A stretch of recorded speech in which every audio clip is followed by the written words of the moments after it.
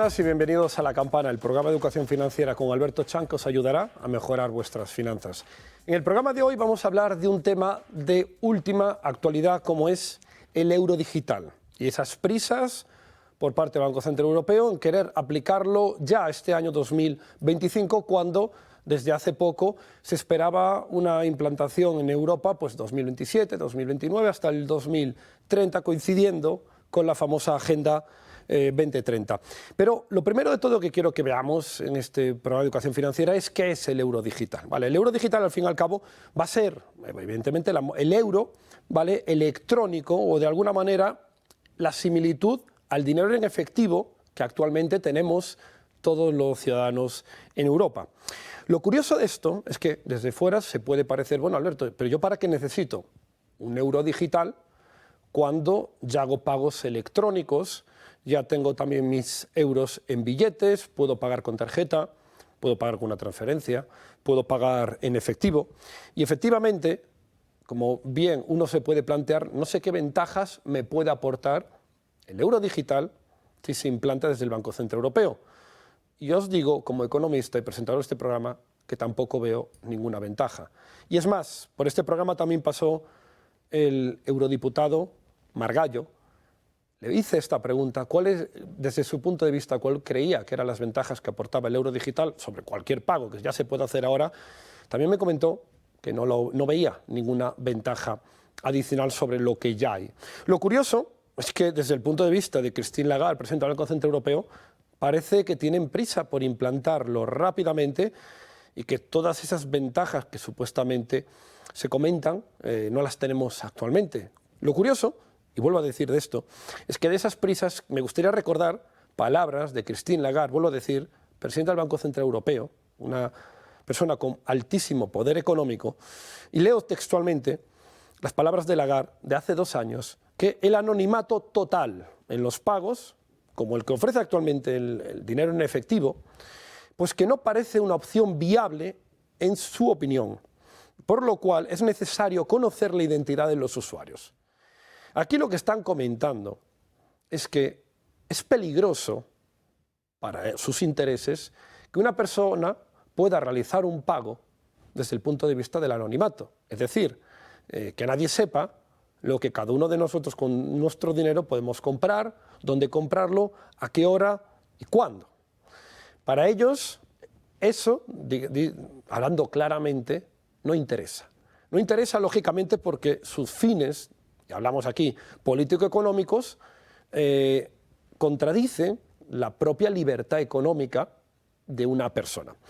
Lo curioso de esto es que esto es un caso, digamos, un poco más atípico, porque si cruzamos el charco y nos vamos a Estados Unidos, Donald Trump firmó en su llegada como presidente de Estados Unidos en el año 2025 ya un real decreto en el que prohíbe a la Reserva Federal Americana, es decir, el banco americano, tanto a crear, emitir o promover el dólar digital. Es decir, por el lado de Estados Unidos se está prohibiendo la creación de un dólar digital, y por parte del Banco Central Europeo no solo no se prohíbe, sino que se está acelerando a duras prisas para que a finales de este 2025 ya esté iniciándose este dólar digital. Esto hay que tenerlo en cuenta porque en un primer momento la estrategia política es introducir algo voluntariamente, es decir, yo aplico el euro digital, se comenta que va a convivir inicialmente con el dinero en efectivo y que se va a poder utilizar.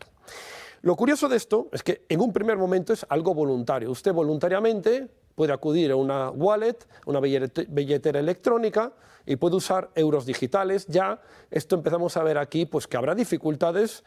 Muchas personas de edad avanzada pues que no están familiarizados con la tecnología y van a tener dificultades ya de entrada para acceder a ello. Pero esto parece que al Banco Central Europeo no le interesa tanto. Le interesa más el perfil joven que pague lo máximo posible con tarjetas, con móviles y que todos esos pagos estén registrados. En un primer momento, vuelvo a decir, el euro digital lo van a implementar voluntariamente, pero seguramente, me gustaría que esto obviamente va a quedar grabado, seguramente luego la segunda idea para ir introduciendo ese uso habitual, porque recordemos que las estadísticas dicen que más del 70% de los españoles rechazan de entrada el euro digital, lo cual es algo positivo, y esperemos que con mi programa pues ese 70 se acerque más a un 80, un 90%. La clave fundamental es que entendemos que el euro digital va a intentar ser introducido primero voluntariamente como un uso, usted quiere usarlo sí o no, pero luego seguramente los gobiernos lo empiecen a aplicar como que, bueno, usted quiere una ayuda, una paga que va a recibir, esa paga la va a recibir, cobrar exclusivamente en euros digitales. De esta manera van a intentar ir metiendo algo forzado, obligatoriamente. La clave de todo esto es entender, bueno, Alberto, si no hay ventajas, a priori, si yo puedo hacer un pago con una tarjeta, y lo voy a hacer igual que un euro digital, ¿qué ventajas tiene o de alguna manera? Entonces esto no tiene ninguna desventaja. Pues vamos a ver la diferencia entre pagar ahora con nuestro dinero, y remarco, nuestro dinero, cada uno de nosotros de forma privada, a utilizar esos euros que son nuestros, a utilizar un euro digital. El euro digital ya de entrada, y hay que tenerlo en cuenta aquí, que prioriza una cosa, mayor control del ciudadano.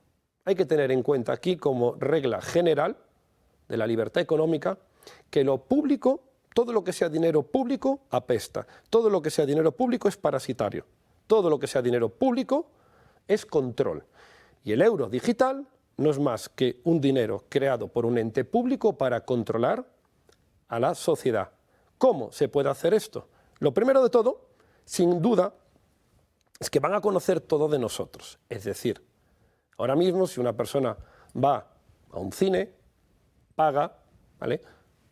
Paga con un billete, es anónimo, nadie sabe en qué cine está, nadie sabe qué ha comprado, a qué hora, en qué ciudad, etcétera, etcétera.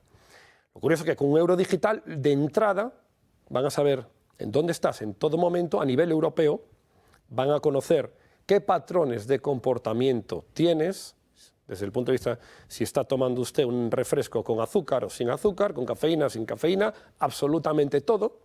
A partir de ahí ya veremos ahora cuál es el fin también de todo esto, pero ya de entrada tenemos que tener en cuenta que la privacidad se va a anular, y no lo digo yo, como decimos, repetimos las palabras de Christine Lagarde hace 2 años, que no es una opción viable esta privacidad. Lo curioso es que si vamos a la web oficial del Banco Central Europeo y vemos ventajas del euro digital, dicen la prioridad que es la privacidad de la gente. Esto un poco de alguna manera contradice. Por un lado, la presidenta del Banco Central Europeo dice que la privacidad pues no es una cosa muy buena, ya digamos para quién, y el euro digital están comentando, propio Centro Europeo, que, pues que van a mantener esa privacidad. ¿La privacidad para quién? Porque ellos van a conocer de entrada, quien use el euro digital, todos sus patrones de comportamiento.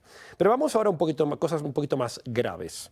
Hay que tener en cuenta que los euros digitales no van a ser tuyos, ni míos, son del Banco Central Europeo. Y esta diferencia que hay, que el Banco Central Europeo te presta un dinero, que sí, que tú tienes ahí anotación en cuenta, que tú puedes usarlo, pero el dinero no es tuyo, el dinero es de un Banco Central Europeo. Y esta diferencia, Alberto, ¿esto qué diferencia hay? Bueno, muy fácil. El Banco Central Europeo puede, si quiere, siempre van a decir los políticos, por supuesto, esto nunca ocurrirá, pero dale la oportunidad a un político de que algo no pueda ocurrir, pero pueda hacerlo, y ya verás cómo va a sorprender a que pueda ocurrir. Pues la clave es que ellos pueden bloquear el dinero si lo desearan. Por poner un ejemplo, imaginemos una cosa hipotética, que hubiera un conflicto. Europa contra Rusia, ¿vale? Europa contra Asia. En ese momento usted quiere comprar algo en Asia, una empresa, pues podemos tener en cuenta que en ese momento, si se quisiera desde el punto de vista de organismos superiores, podrían bloquear que los euros está prohibido comprar en Asia cualquier tipo de compra por una especie de coacción, ya digamos, con un contexto geopolítico. Eso sería posible porque volvamos a decir que el dinero no será nuestro, el dinero será prestado por el Banco Central Europeo. Eso hay que tenerlo muy en cuenta. Podrían llegar a bloquear el uso del dinero. Luego el tema importante es el cambio climático. Se ha metido el interés del cambio climático el Banco Central Europeo y podemos decir, ¿qué tiene que ver el cambio climático con una moneda digital como el euro? Muy fácil. Estamos hablando aquí que el cambio climático, ahora empezamos a decir qué personas son las correctas y qué personas son incorrectas. Esto parece una película absolutamente futurista, pero al conocer los patrones de una persona, de si come carne roja o come pescado o lo que quiera comer, si viaja en avión o si viaja en coche, si viaja en coche eléctrico, lo que sea. Todos esos patrones van a saber qué personas contaminan más y qué personas contaminan menos. Van a saber también, de alguna manera, quién cumple los patrones que podemos decir que son los correctos para las élites globalistas de la Agenda 2030, de decir, usted, individuo de tal, mira, usted va en gasolina, no me gusta. Usted come carne roja, no me gusta. ¿Vale? Pues yo le puedo penalizar de que sus euros digitales, le voy a poner un límite para que siga esos patrones de comportamiento. En cambio, esta persona, que es una ovejita, que a mí me gusta, esta persona compra esto, esta persona come carne o proteínas de insecto, esta persona está cumpliendo lo que las élites globalistas le están diciendo que es lo correcto. Dale prioridad a este, penaliza esto. Esto puede llegar a hacerlo. Lógicamente, y vuelvo a decir aquí con la ironía, nunca ocurrirá, pero puede ocurrir que se puedan limitar o incentivar ciertos patrones. Y luego hay que tener en cuenta una cosa, la fecha de caducidad. Al ser, y aquí viene lo más grave, al ser el euro digital algo del Banco Central Europeo, puede haber fecha de caducidad del dinero. Igual que ahora mismo tenemos ahorros, y nosotros podemos decir, oye, ¿el ahorro lo puedo invertir o no lo puedo invertir? ¿Vale? Que yo siempre incentivo la inversión, pero puedo, por lo que sea, Alberto, no me interesa invertir, lo voy a dejar en mi cuenta corriente. Muy bien, basta que el Banco Central Europeo te ponga intereses negativos y estés perdiendo dinero por no invertir. O lo que es peor, como puede ocurrir en China también, pueden poner fecha de caducidad a tu dinero. Es decir, el dinero que no uses, pues en 2 años se pierde. Eso es una realidad. Volvemos con la ironía. No va a ocurrir, pero puede ocurrir. Todo esto va a ser dependiendo de la integración o del uso que tenga cada uno de nosotros con el euro digital. Desde mi humilde opinión, rechazar el euro digital de entrada, priorizar cualquier tipo de pago en efectivo, dentro de lo posible, y en base a eso, pues bueno, de alguna manera se hará un poco de oposición a las élites que priorizan sus intereses generales al interés personal.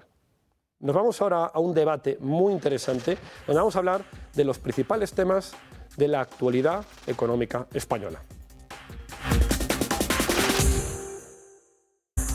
Bueno, pues ya estamos de vuelta aquí en La Campana y ahora vamos a pasar a un debate televisivo que tenía muchas ganas ya también de realizar, porque vamos a hablar de los principales problemas de España, desde el punto de vista político, desde el punto de vista social, desde el punto de vista económico. En definitiva, vamos a hablar de la realidad de los problemas de los españoles. Y hoy contamos, por un lado, con una persona, compañero, Xaime da Pena. Muy buenas. Buenas tardes, Alberto, ¿qué tal? Un placer tenerte hoy aquí en mi programa. Y a mi otro lado tenemos a Vito Quiles. Un placer, Vito.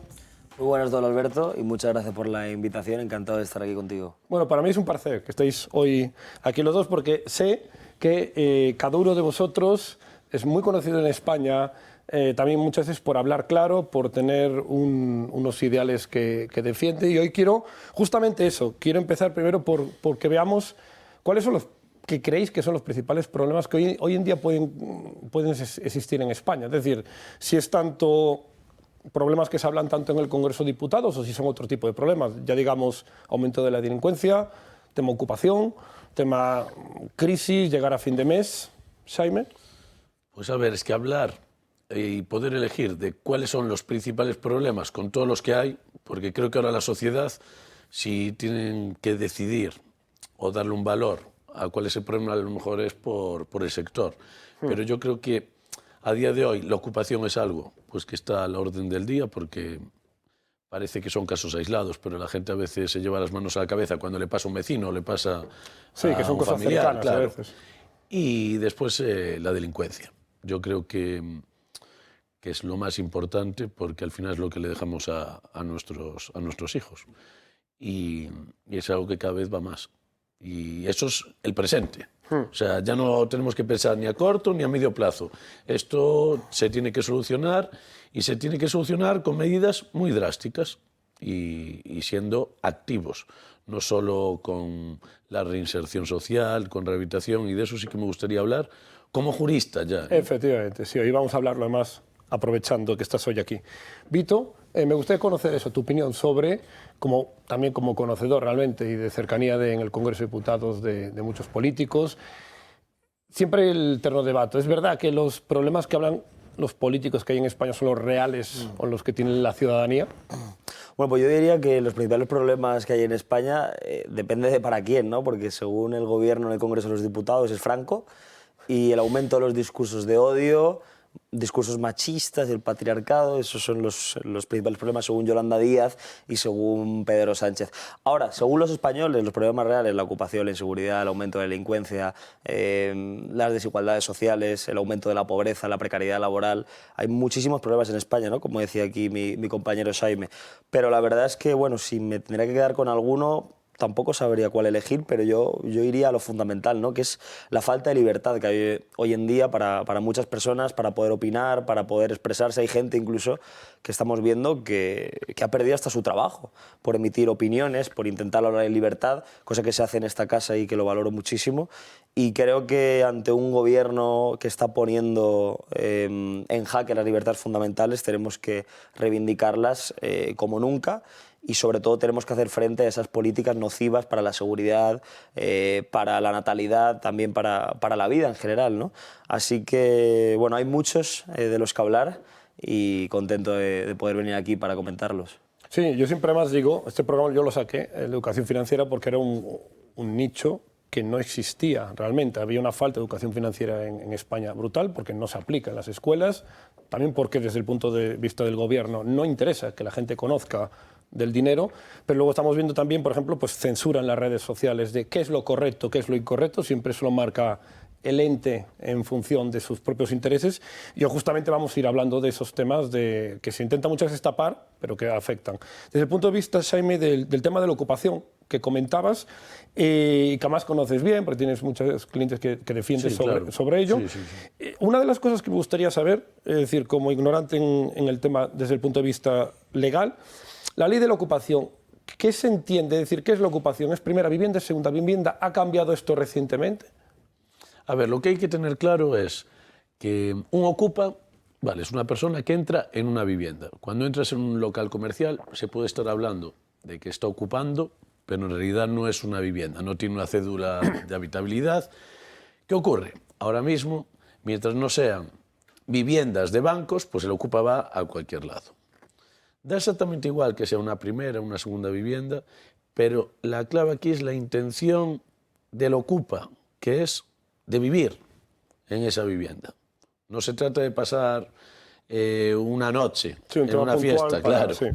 Vale, y después está la otra institución que se han inventado ahora, después del Real Decreto 11/20, por el concepto de vulnerabilidad, que les llaman incocupas, al que no cumple un contrato, pero al final se está aprovechando de esa libertad que parece que sí que se da en estos casos, pues a ese inquilino que deja de pagar, y entonces se cree que tiene un derecho que es ocupar la propiedad privada de una persona que está exigiendo que se cumpla un contrato, que es la obligación del arrendatario, que es pagar. Si no pagas, te tendrías que ir. Y esto pasa en todos los países donde se ofrece, o por lo menos se muestra, una apariencia de seguridad jurídica. Y sin embargo, en España, antes estabais ya hablando de la libertad. Parece que la libertad ahora solo la puede tener un cierto tipo de gente que dice ser vulnerable, pero lo que está pasando es que se está aprovechando de los derechos de otra persona y están prevaleciendo los suyos, porque sí. Y al final son votos de un gobierno pues que hay una forma de llamarlo, que es gobierno Frankenstein, que al final están gobernando partidos minoritarios. Correcto. O está gobernando Junts en otro tipo de ideologías y además, y de aspectos. Es justamente en esto el tema de la ocupación, que ya no es un problema solo, como se dice, que prácticamente parece que se defiende más al delincuente que al propietario, porque así muchas veces estamos viendo en las leyes de cómo una persona le pueden llegar a estar embargando cosas porque no puede pagar la luz y el agua cuando que tú lo conoces bien. No solo embargando. A ver, embargar al final lo realiza el juzgado a instancia de parte, pero lo heavy y lo que puede resultar curioso al espectador es que una persona, por cortarle la luz, puede ir a prisión. O sea, es un delito de coacciones. Que seguramente la primera vez que lo haces no, porque no suele tener antecedentes ese propietario. pero que como tenga una suspensión de pena, podríamos estar hablando de que una persona, por cortarle la luz y el agua, Sí, sobre alguien que o entró cortarle la luz en una o el propiedad agua, privada que es tuya. Sí, de hecho, Claro. salió hace, bueno, no sé cuándo se emitirá el programa, pero me imagino que ya pasará alguna semana más, pero esta semana salió una sentencia bastante novedosa de la Audiencia Provincial de Barcelona, donde ya están dejando claro que no puede ser un delito, sino que estás en todo tu derecho de cortar la luz y el agua y que la pagas tú y que está tu nombre. Efectivamente, que es lo lógico, ¿no? lógico? Ibas a decir. ¿Qué es lo que piensa todo el mundo? Es lógico. Pero si la jurisprudencia no está A la acatando velocidad, eso, claro. y la doctrina no es unánime al respecto, pues al final el que está privado y el que está con esa presión social, con esa inseguridad, es el propietario, el que tiene la propiedad privada, el que tendría que mandar, para dejarlo claro. ¿Quién manda? ¿Esto es mío? Pues yo hago lo que quiero en mi casa, ¿no? Y si no quiero que estés ahí, vale, tengo que cumplir un contrato de 5 años. Efectivamente. Pero si no pagas, te tendrás que ir como pasa en todos los países, ¿eh? O sea, porque en España somos muy progres y al final lo que hacemos es eso, pues hacer una dictadura con un partido minoritario. Totalmente. Y desde el punto de vista, Vito, de la política de España, muchas veces dice, oye, ¿para quién se gobierna realmente? ¿Gobiernan los políticos para sus intereses políticos o gobiernan los políticos para los intereses, digamos, de los españoles? Es decir, estamos viendo pues, que en el Congreso muchas veces habla, oye, pues ayudas a Marruecos, tema independentismo, tema corrupción, pero hablando claro, la ciudadanía dice que a mí todos esos temas me vienen alejados. A mí lo que me importa es mi cuota de autónomos, me importa abrir el negocio cada día. ¿Cómo lo ves tú? Que además tuviste, como lo haces muy bien, con muchos enfrentamientos con muchos políticos, que ellos parece que están en su mundo. Sí, además el asunto de la ocupación, por ejemplo, es un claro ejemplo de que no se está gobernando para el interés general. Es decir, y además quiero hablar de este tema también, porque me parece muy grave. En otros países, que no están muy alejados de España y que comparten incluso bastantes cosas, como por ejemplo pueda ser Alemania, hay prisión, hay pena de prisión para el que ocupa. En Francia, por ejemplo, hay una multa de 80.000 euros para aquel que ocupe, y en Italia incluso hay una ley regulada por la cual tienes que echar obligatoriamente a los ocupas en un plazo de 48 horas. ¿Y cuál es la diferencia con respecto a España? Que en España a los ocupas ni se les echa, ni se les multa, ni se les encarcela. Se les empadrona y se les otorgan subvenciones. Y luego, por ejemplo, hemos visto el tema de Cataluña, ¿no? La exalcaldesa de Barcelona, Ada Colau, precisamente... Bueno, ella fomenta la ocupación porque viene de ser ocupa. Es decir, Barcelona, una de las ciudades más grandes de España, de las principales, tuvo una alcaldesa que fomentaba la ocupación y que había sido ex-ocupa. Es una absoluta anomalía democrática que esto se produzca, porque que vayan manifestantes, ¿no?, a defender la ocupación, pues mira, oye, es legítimo, es una vergüenza, pero puede ser que haya gente así. Pero hombre, que dentro de las instituciones haya gente que haya sido ocupa ya es una absoluta aberración. Y luego, sobre todo, se financia mucho la ocupación. Es decir, Colau, por ejemplo, que ahora ya no está... gracias a Dios, en las instituciones de Cataluña, financiaba asociaciones pro-ocupas, ¿no? Y claro, al final, cuando tú te dedicas realmente a fomentar y a destinar apoyo a los delincuentes, pues te conviertes en un cómplice de ellos, ¿no?, de los malhechores, de los delincuentes, y vemos cómo, hilando con la pregunta que me hacías, el gobierno, en cierta manera, sí que gobierna en favor de los delincuentes, por muy duro que suene. Hombre, están privilegiando, por ejemplo, a aquellos que han dado un golpe de Estado en Cataluña, están privilegiando y están otorgando una amnistía a aquellos que han cometido delitos gravísimos contra el orden constitucional, contra la unidad, contra la integridad territorial de nuestro país, y esa gente ha salido de la cárcel, esa gente campa a sus anchas, incluso por el Congreso de los Diputados, esa gente va a dar discursos sobre democracia y sobre otros asuntos, y claro que al final esto se convierte un poco en una escena bastante circense, ¿no? Aquellos que han cometido los delitos más graves son los que nos dan lecciones de legalidad y los que elaboran las leyes, ¿no?, que al fin y al cabo es bastante significativo.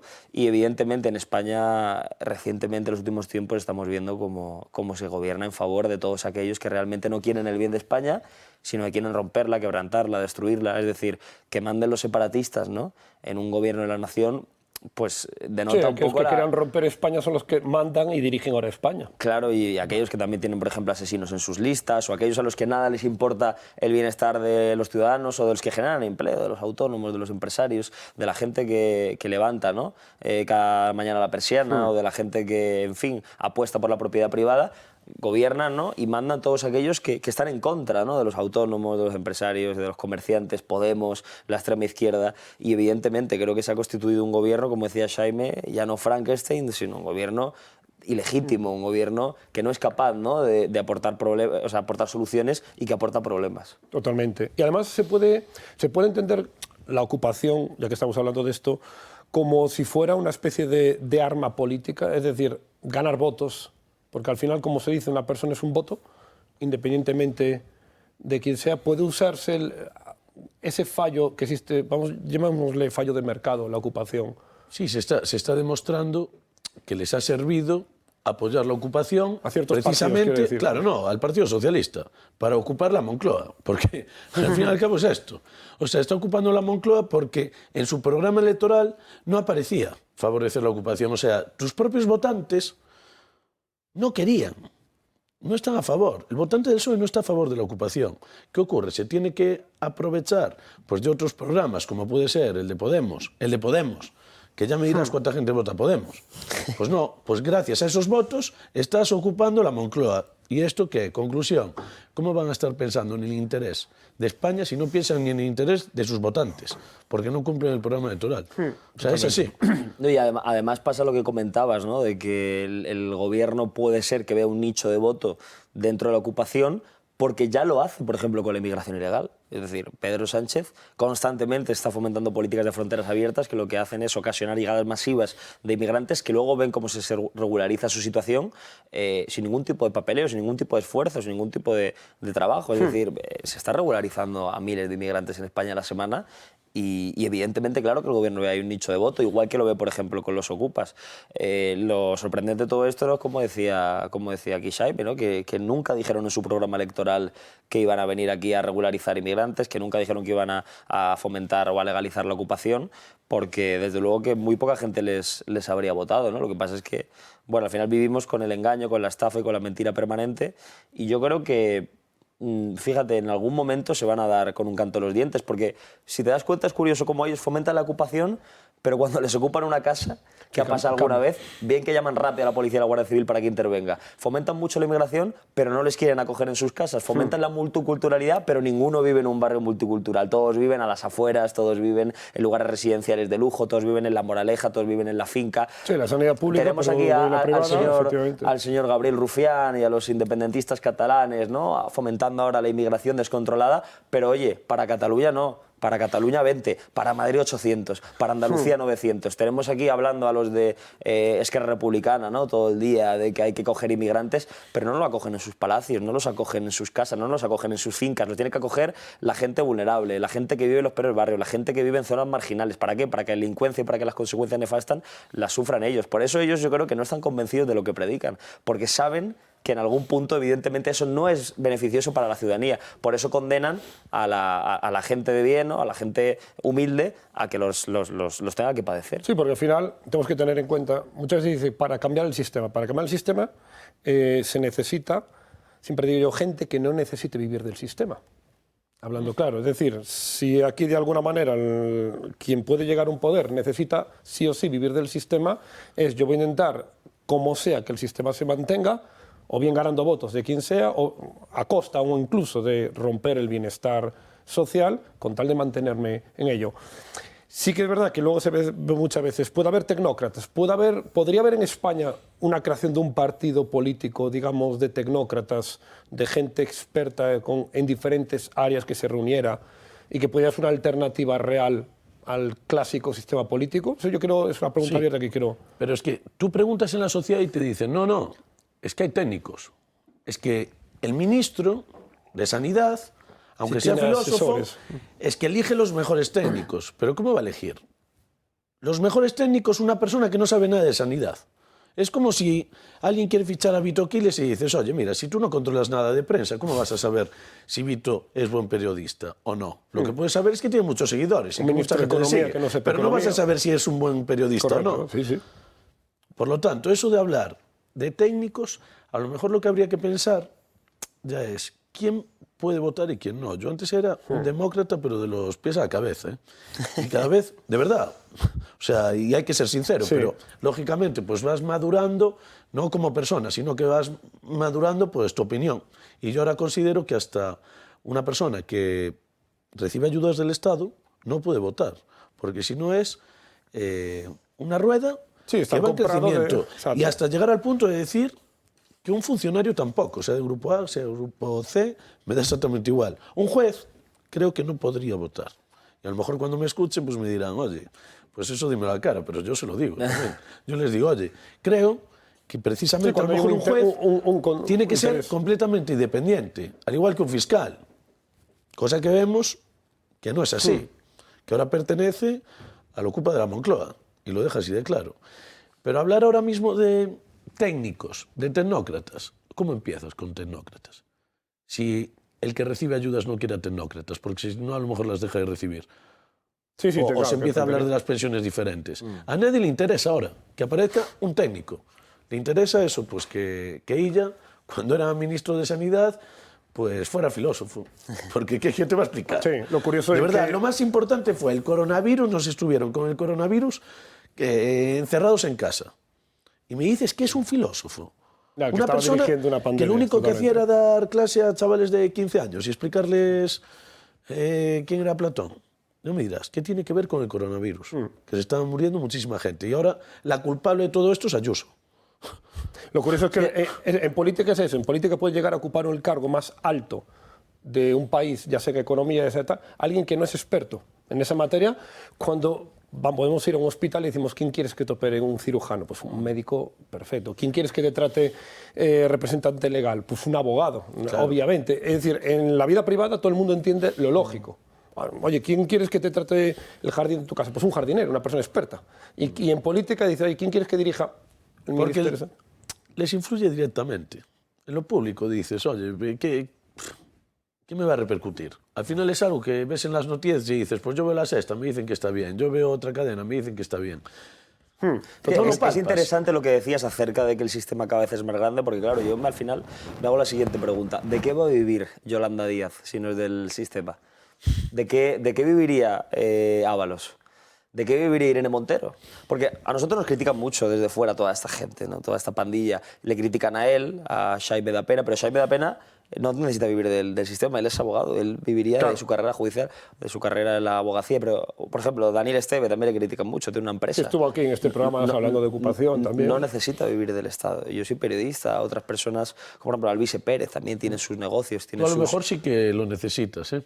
Dentro de poco igual te veta. No, pero digo que yo al final, cada uno nos dedicamos a nuestro sector y yo creo que intentamos desempeñarlo de la mejor forma posible. Pero esta gente, ¿qué haría si no cobrara un sueldo Yo público? consideraría, desde mi punto de vista y opinión personal, aquí ya meto pura opinión personal, que nadie podría dedicarse a la política si no ha demostrado previamente haber vivido o del sector privado, decir, usted tiene que haberme demostrado, digamos, 5 o 10 años que independientemente no ha sido del sector público. Es que tenemos a gente gestionando, no te digo una empresa, un país, cuando el mayor mérito que tienen o la mayor experiencia en la empresa o en el sector de la gestión ha sido ser cajera de supermercado, estar en Caja Madrid, Ser representante sindical. ser portero de un prostíbulo, que era el que se encargaba de dar adjudicaciones y licitaciones a empresas públicas, que era el asesor de Ábalos. Es decir, ¿qué gente está gobernando este país? Gente que no tiene ni absoluta idea de cómo se gestiona, ya no una empresa, ya te digo, ¿sabes? Que lo que tienen que hacer que es un país, o sea, es una barbaridad.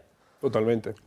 Y desde el punto de vista de España, desde el punto de vista ahora ya del papel que tiene en la Unión Europea, ¿deberíamos ir más a una soberanía nacional o más a una integración de Europa? Porque aquí sí que es verdad que hay muchas opiniones dispares. Es verdad que si vamos más a Europa parece que estamos expuestos a ser unos títeres de Europa, ya sea eurodigital, ya sea cualquier otro tema, o más volver otra vez a los intereses del país. Es que estás hablando de soberanía popular sin que haya una constitución. Son conceptos que son contradictorios. Es como cuando hablan de una democracia sin separación de poderes. Tú no puedes pretender que haya una unificación y que haya una soberanía sin que haya una constitución. Eso se intentó en su momento, no hubo ese poder constituyente Y por lo tanto, no se puede hablar de que ahora Europa se integre. Se pueden hacer acuerdos, como se está haciendo, que al final el que va a resultar ganando en esa estrategia pues es el país más poderoso, que es Alemania. Que primero te dan un poquito, te dan para hacer autovías y autopistas y después te lo sacan, pues a lo mejor yo no lo sufro tanto a corto plazo, pero los agricultores sí. Y desde el 6 de febrero del año pasado nos han intentado mentir en el país como que ya estaba solucionado lo de los agricultores. No se solucionó absolutamente nada. Yo, que había representado la plataforma 6F, te digo, renuncié porque se acabó politizando. Sí, y como se acabó politizando y parecíamos una asociación, ya no tenía ningún sentido, porque al final todo se arregla con dinero a corto plazo, que es lo que hace Europa con España. Pero es lo que hay, no hay poder constituyente, lógicamente no se puede hablar de una soberanía popular a nivel europeo, no hay constitución. O sea, tenemos que pensar en nosotros. Sí, sí, totalmente. Y lógicamente, pues si te obligan y te dicen, oye, mira, pues tenemos que tener o destinar más de los presupuestos a defensa, es que a lo mejor ya lo teníamos que haber hecho. Porque no tenemos una constitución con Europa, es que nos tenemos que proteger nosotros. De hecho, a lo mejor si hubiéramos destinado el 20%, podríamos mandar un poquito más en Europa. Ya, tener más peso. Claro. Porque es así. Sí. Porque esto no va a cambiar. Desde la prehistoria es, si tú eres fuerte, ganas, o más inteligente. ¿Y cómo se demuestra eso? Pues a lo mejor en un momento que hay divergencias o discrepancias en guerras, pues lo que hay que hacer es invertir y por lo menos dar esa fortaleza a simple vista. Totalmente. ¿Vito? Yo es que lo que reclamo, sobre todo en esta materia, es que España debería tener un mayor peso en Europa, porque si no nos convertimos en unos títeres de la exigencia de Bruselas, como tú decías, ¿no? O sea, al final realmente la mayoría de países pues intentan reclamar un mayor respeto, ¿no? Una mayor consolidación dentro del eje europeo en el que nos encontramos. Y el problema precisamente es ese, que al final a Pedro Sánchez y a la política que tiene España no se la toman en serio desde Europa, saben que está afangado de corrupción, saben que va a tragar con todo porque necesita dinero de Bruselas, porque está absolutamente endeudado, porque la gestión ha sido nefasta, la gestión administrativa es una absoluta basura, y entonces necesita evidentemente mucho de la Unión Europea. Pero también hemos visto, por otra parte, como cuando hay países que se han plantado encima de la mesa, o que han plantado cara a Bruselas, a los intereses de von der Leyen y a los intereses al final globalistas que tiene la Unión, se les ha penalizado. Hemos visto el caso de Hungría, de Polonia, defendiendo las fronteras, defendiendo su soberanía, defendiendo su identidad. Sí, Europa sí, pero hasta este punto. Claro. Es decir, que cada país tiene que tener... Y entonces yo creo que lo que necesitamos, bueno, para tener mayor presencia en Europa y para tener sobre todo un mayor respeto internacional, es un presidente con agallas, y no lo tenemos. Tenemos a un presidente que va a los consejos, no sé si visteis, ¿no?, cómo le trataba incluso Donald Trump, cómo internacionalmente se le ningunea, cómo Biden le dedicaba 10 segundos en un pasillo, cómo Trump le decía tú ahí sentado. Sí, sí. O sea, y al final yo creo que ese es el problema que tiene España, que cuando no tenemos un buen representante internacional, pues evidentemente hacen con nuestro país lo que les da la gana. Entonces yo creo que es un asunto muy complicado, pero desde luego que por lo que abogaría sería porque España plantara cara y sobre todo defendiera su identidad y su soberanía, porque si no, al final el propósito que tiene Europa es que la identidad cultural se vaya diluyendo, que perdamos nuestros valores, nuestras tradiciones, ¿no? Estamos viendo cómo todo el multiculturalismo que están fomentando, todo el globalismo que realmente nos tratan de imponer, toda la agenda woke, la agenda progre, desde el establishment, al final es acabar, ¿no?, con tu identidad, con tus valores, y creo que ese es el mayor problema que tiene Occidente en estos momentos. Sí, además, hablabas justo de perder la identidad, y hay una de las cosas que además hablé yo en este programa, era el interés que tiene de alguna manera el gobierno en decir que no existe la meritocracia, porque es como decir, como que anulas una persona de decir, oye, usted no puede ser o llegar a ser nadie si no es por mí, por el ente del Estado, y usted de forma privada, si no es hijo de o si no es por méritos propios, no existe. Cuando yo creo que todos los que estamos aquí entendemos lo que es la meritocracia, el haber trabajado, esforzado, de que te esfuerzas y hay resultados y se consiguen las cosas. A veces sale más, a veces sale menos, pero consigue las cosas el que se esfuerza en ello. ¿Por qué creéis que realmente, desde el punto de vista de la política, interesa? ¿Por qué lo quieren esconder? Porque no es la realidad. Quitar de alguna manera. O sea, ahora podemos ver Exacto. que las empresas que tienen muchísimo potencial son las startups. Y precisamente la mayoría de startups se desarrollan primero dando con la clave, pulsando bien las teclas, y después acudiendo pues a lo mejor a un fondo, que es el que apuesta por ti, pero no precisamente un padre y una madre, porque no entienden de ese tipo de negocios. Un padre y una madre te dice, oye, mira, ¿qué quieres?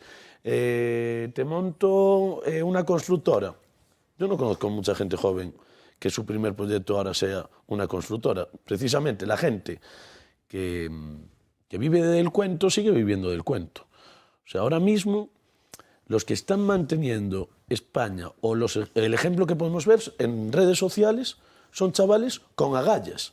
Antes sacaste esa palabra, que nuestro presidente no tenía agallas. Sí, actitud de ganador. Y fijaros en esto, los chavales que vemos en redes sociales tienen agallas de una manera o desde una visión internacional, llegando a todo el mundo. Y sin embargo, nuestro presidente del gobierno sí que tiene agallas, Vito, pero tiene agallas como mal dictador solo con los suyos. Con España. Con España no me digas que no tiene agallas, que no le habían votado de puertas para dentro, y sigue siendo presidente. No lo querían ni en su propio partido. Agallas tiene, pero agallas tiene como dictador, que los dictadores tienen agallas con su país para tenerlos, para mantenerlos y tenerlos cohibidos. Sin embargo, con los de fuera no tienen agallas, porque son unos acomplejados. Y desde el punto de vista, Vito, justamente de la meritocracia, ¿crees que la meritocracia, el decir un gobierno de izquierdas, oye, la meritocracia no existe? Además, se vio en otros programas que vemos en Televisión Nacional que hablan un poco, ¿no? Es que no existe la meritocracia. ¿Crees que es una forma de inutilizar una población para decir, oye, yo con esta paga te... llevar un poco población oveja?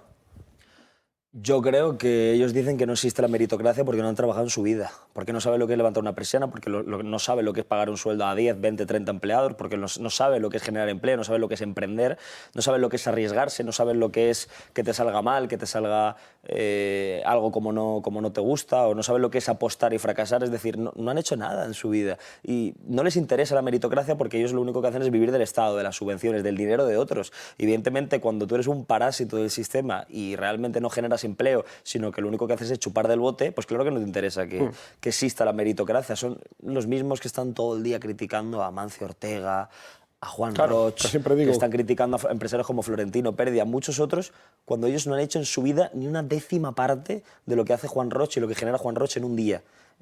O lo que genera, por ejemplo, Amancio Ortega. Y yo lo veía en La Dana, por ejemplo, el mayor ejemplo es el de Valencia, que criticaban a Mercadona, criticaban a Juan Roch. Juan Roch, yo cuando fui a Valencia, todo el mundo en Paiporta, en Catarroja, lo que me decía era que era el único de que le estaban llegando subvenciones, de que le estaban llegando ayudas para la reconstrucción, el único que estaba donando, el único que estaba haciendo, el único que estaba proponiendo, estaba recuperando parques con dinero de sus empresas. Sí, que el sector privado al final es el que arranca. Y son los mismos los que están criticando todo el día a los empresarios, los que no saben ni generar un solo euro, sino es chupando del bote del Estado, de la teta pública.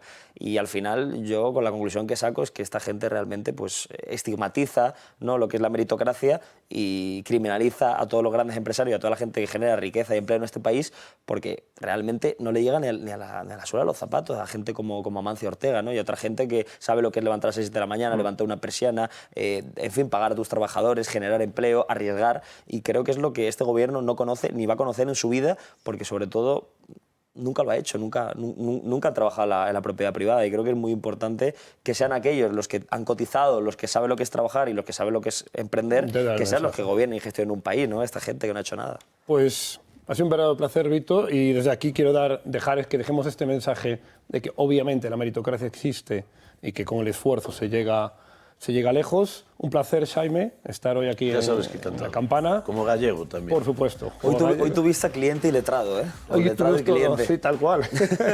Ha sido un verdadero placer, muy cómodo, y me gustaría eso, por eso ser invitado, de tener vuestras opiniones. Así que nada, un verdadero placer. Muchas gracias. Muchas gracias. Un verdadero placer a todos por estar aquí en La Campana, y nos vemos en próximos episodios aquí en Educación Financiera con Alberto Chan. Un saludo.